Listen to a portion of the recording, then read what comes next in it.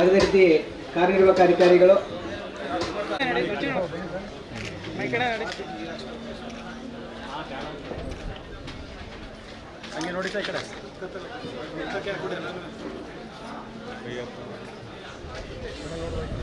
ನಡೆಸೋದ ಇನ್ನು 2 ವಾರಗಳ ಕಾಲ ಅಥವಾ ಬೇಗ ಮುಗಿಸಿದ್ರೆ ನಾವೆಲ್ಲ ಮನೆ ಹೋಗ್ಬೋದು. ಆದ್ದರಿಂದ ಆದಷ್ಟು ದಿನನಿತ್ಯ ಕೆಲಸಗಳನ್ನು ಪ್ರತಿಯೊಬ್ಬರ ಮನೆ ಕೆಲಸ ಮತ್ತು ಊರಿನ ಕೆಲಸ ಪಂಚಾಯತಿಗಳ ಎಲ್ಲ ಊರುಗಳಲ್ಲೂ ಕೆಲಸಗಳನ್ನು ಹಕ್ಕುಪತ್ರಗಳನ್ನು ಬೇರೆ ಎಲ್ಲ ರೆವಿನ್ಯೂ ಡಿಪಾರ್ಟ್ಮೆಂಟ್ ಎಲ್ಲ ಕೆಲಸಗಳನ್ನು ಮುಗಿಸೋಕ್ಕೆ ಏನೇನು ಕಾರ್ಯಕ್ರಮ ಹಾಕೊಂಡಿದ್ದೀವಿ ಆ ನಿಟ್ಟಿನಲ್ಲಿ ದಯವಿಟ್ಟು ನಾವೆಲ್ಲ ಒಗ್ಗಟ್ಟಾಗಿ ಕೆಲಸ ಮಾಡೋದ. ಅಧಿಕಾರಿಗಳಿಗೆ ಸೂಚನೆ ಕೊಡೋದೇನೆಂದರೆ ದಯವಿಟ್ಟು ತಾವು ಏನೇನು ಸ್ಟಾಲ್ಗಳಿದ್ದೀವಿ ಇಟ್ಟಿದ್ದೀವಿ ಅದರಲ್ಲಿ ದಯವಿಟ್ಟು ಆ ಸ್ಟಾಲ್ಗಳಿಗೆ ಹೋಗಿ ಸ್ಟಾಲ್ಗಳು ನೀವು ಈಗ ಅಕಸ್ಮಾತ್ ನೀರಾವರಿ ರಸ್ತೆ ಡಿಪಾರ್ಟ್ಮೆಂಟ್ ಆದರೆ ನಿಮಗೇನು ಸ್ಟಾಲಲ್ಲಿ ಇರೋದು ಬೇಕಾಗಿಲ್ಲ, ನೀವು ಸರ್ವೆ ಮಾಡ್ಕೊಂಡು ಏನೇನು ಕೆಲಸಗಳಾಗಬೇಕು ಅದನ್ನು ಮಾಡಿ. ಕೋಆಪರೇಟಿವ್ ನೀವು ಕೂತಿದ್ದೀವಿ ನೀವು ದಯವಿಟ್ಟು ಡೈರಿಗೆ ಹೋಗಿ ಸೊಸೈಟಿಗೆ ಹೋಗಿ ಏನು ಲೆಕ್ಕಪತ್ರಗಳನ್ನು ಎಲ್ಲ ತಗೊಬನ್ನಿ. ನಾನು ನೀವು ರಿವ್ಯೂ ಮಾಡೋದ ಏನು ಸರಿಪಡಿಸ್ಬೇಕು ಅಧ್ಯಕ್ಷಗಳ ಜೊತೆ ಕೂತ್ಕೊಂಡು ಸರಿಪಡಿಸೋಕ್ಕೆ ಅಧ್ಯಕ್ಷರು ಉಪಾಧ್ಯಕ್ಷರು ಯಾವ ಥರ ಬೋನಸ್ ಕೊಡಿಸೋದು ನಮ್ಮ ಗುರಿ ಇರ್ಬೋದು, ಬೋನಸ್ ಕೊಡಿಸ್ಬೇಕು ಎಲ್ಲರಿಗೂ.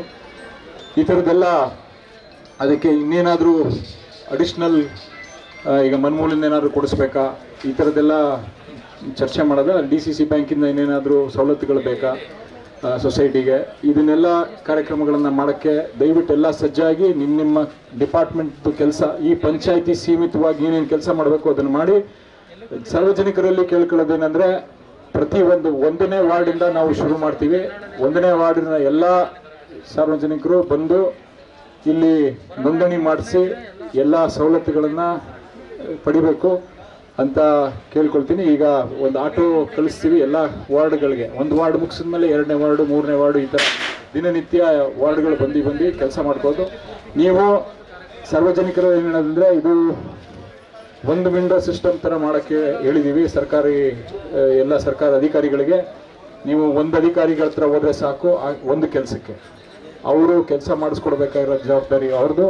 ನೀವು ಅಲ್ಲಿಗೆ ಹೋಗಿ ತಗೊಬನ್ನಿ ಇಲ್ಲಿಗೆ ಹೋಗಿ ತಗೊಬನ್ನಿ ಅನ್ನೋದು ಏನೂ ಯಾವ ಪ್ರಮಾಣನೂ ಇಲ್ಲ.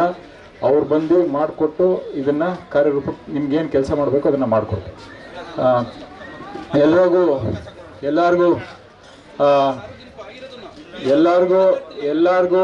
ಈ ಸಭೆಯಲ್ಲಿ ಮತ್ತು ಈ ಕಾರ್ಯಕ್ರಮಕ್ಕೆ ಅಧಿಕಾರಿಗಳಿಗೆ ಯಾರು ಪ್ರಶ್ನೆಗಳಿದೆಯಾ?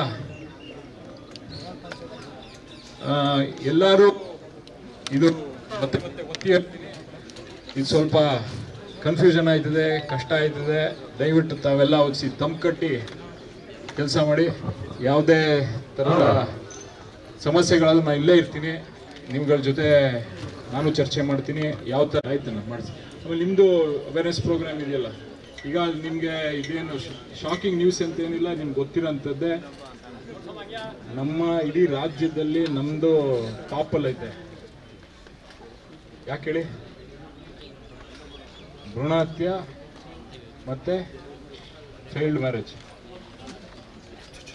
ಪ್ರತಿಯೊಬ್ಬರು ಈ ವಿಷಯನ ಗಂಭೀರವಾಗಿ ತಗೋಬೇಕು. ಅದಕ್ಕೆ ಈಗ ನಿನ್ನೆ ನಿಮ್ಗೆ ಗೊತ್ತಿಲ್ಲ, ನಿನ್ನೆ ಮಿನಿಸ್ಟರ್ ಹತ್ರ ಹೇಳಿದ್ರು, JD ಅವರು DD ಅವ್ರ ಹತ್ರ ಮಾತಾಡಿದ್ವಿ.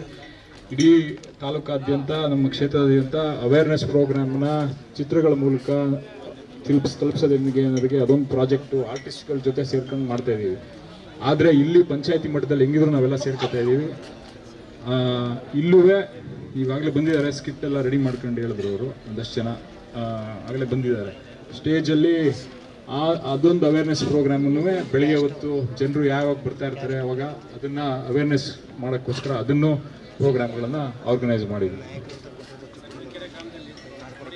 ಇವಾಗ ಉಳ್ಕೆರೆ ಬರ್ತೀವಿ, ಕೆನ್ನಾಳು ಆಮೇಲೆ ಮಾತಾಡ್ತೀನಿ. ಈಚೆ ಇದು ಸ್ಟೇಜ್ ಮುಗಿದ್ಮೇಲೆ ಬರ್ತೀನಿ. ಯಾರ ಹುಡುಕಿ ಕೆಲಸ ಮಾಡಿಕೊಡೋದ. ಈ ಕೆನ್ನಾಳು ಪಂಚಾಯತಿನ ಪೂರ್ತಿ ಯಾರು ನಮ್ಮ ಗುರಿ ಹೇಳ್ಬಿಡ್ತೀನಿ, ಯಾರು ನಿಮ್ಮ ಆಫೀಸ್ ಕಡೆ ಬರಬಾರ್ದು. ಅರ್ಥ ಆಯ್ತಲ್ವೇ? ಯಾವ ಡಿಪಾರ್ಟ್ಮೆಂಟ್ಗೂ ಈ